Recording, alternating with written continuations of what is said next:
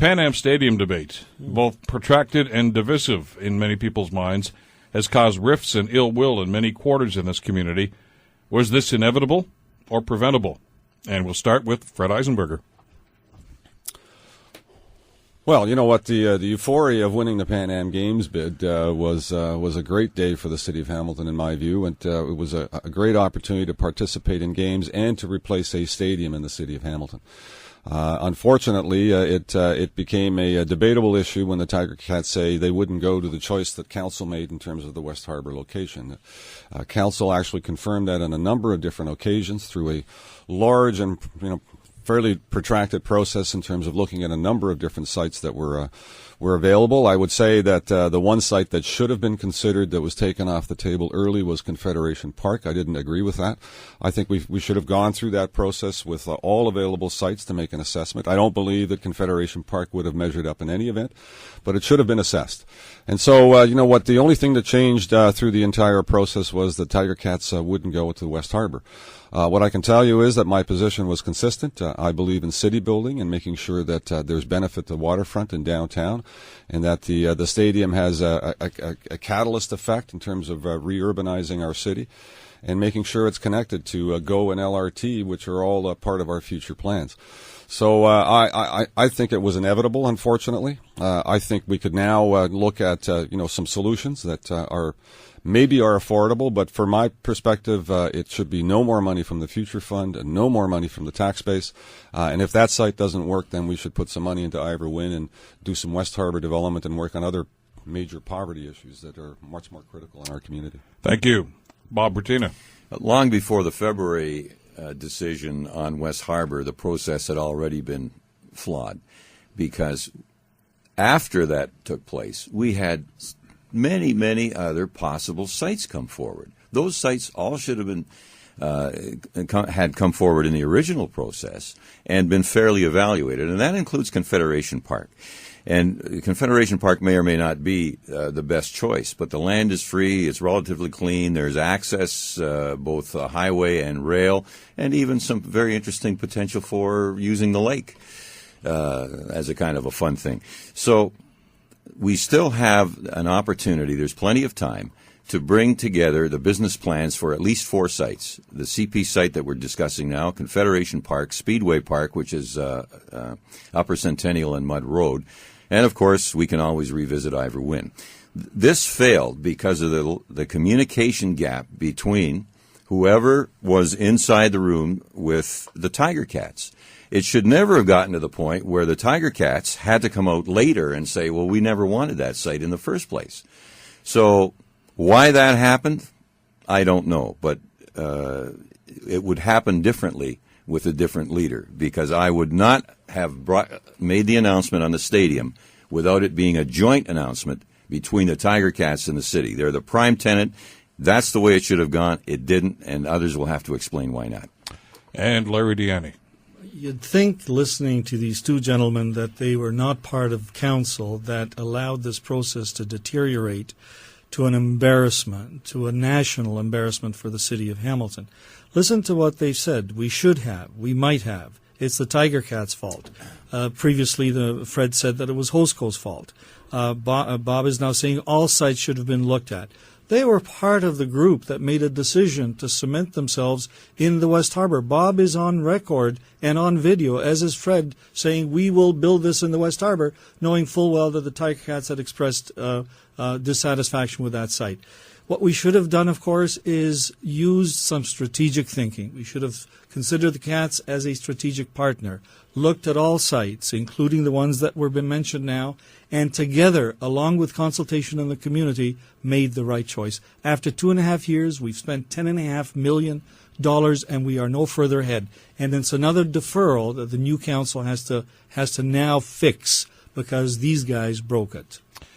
Thank you. I'm just guessing that this is going to come up again during the second hour of the program, as emails and listener phone calls come in here, too. I don't think this is the last we've heard of the stadium issue. So we'll move on to some other issues for the time being. You're listening on 900 CHML. Of course, I'm watching on Cable 14. The Mayor's Debate on the Bill Kelly Show here on CHML, courtesy of Halton Honda. Next question. Significant criticism has been leveled at council because of the lack of decorum exhibited by some councillors during council meetings. Is this an accurate representation? And we'll begin with Bob Bratina. The problem with the way council has run is a matter of how the council is chaired by the leader, and the leader happens to be the mayor. And we have far too many examples of the rules of procedure being broken by the chair. Now, I can recall, for instance, in a public meeting with the former mayor sitting in the chair, replying to a member of a public delegation who spoke, and that previous mayor saying, well, some of what you said was intelligent. And that created an uproar in the gallery. More recently, in the rules of procedure, if someone wishes to speak, and we signal that by tinkling our glass, the chair or the mayor is required to put that person's name on the speaker's list. Or if a point of order is called for, this chair is supposed to say, what is your point of order? And what we heard time and time again on point of order was, that's not a point of order. The amazing Kreskin. How do you know what the point of order is? And they were points of order. We have people in council who are impugning others' motives and saying nasty things. This is prohibited in the rules of procedure. And the chair allows this to happen.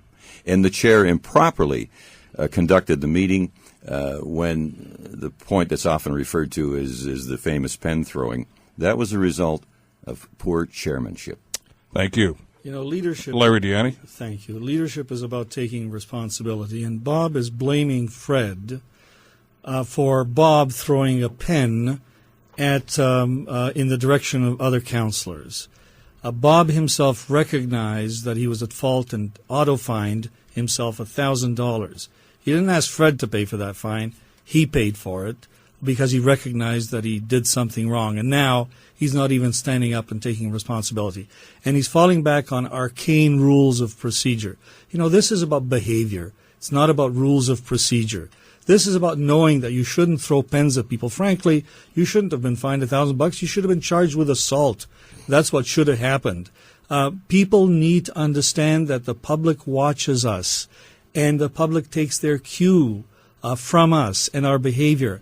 And if, in fact, we fall off the rails when we are behaving inappropriately in public, it erodes confidence in council. And we need to step up and be appropriate, and I've always tried to do that. Thank you. Fred Eisenberger. And that's what I've tried to do, is to manage council in a respectful way, to give everyone an opportunity to have their say. And, you know, in the course of a debate, lots of things happen, and people tinkle glasses all over the place. And, you know, at times you get the order wrong, and people get upset by that. You know, and Bob Bratina is a prime example of getting upset all too often. You know what? Managing council is sometimes like herding cats. You know, most of the time it works great. Sometimes individuals, who have anger management issues, tend to go off the rails. You know what? It was never perfect in Mr. Ianni's day. It won't be perfect into the future. There will always be moments in time where people have issues with particular parts of the process, and we'll try to make hay out of that. But I think I've upheld a standard of respect not only for members of council amongst one another, but respect of our staff and empowering our staff to do the good work they do. The previous administration had engineered a level of mistrust that we had to fix when we came onto council in 2006. And I think by and large that has been healed. But there have been moments when certain individuals have gone off the rails, and they need to be held accountable for that. It's not the mayor's job to manage and operate and control each individual councillor. They need to have the respect for the electorate and for the process to ensure that we have a respectful discourse and debate on council that doesn't always have to be agreeable, but you don't have to be disagreeable when you're doing it.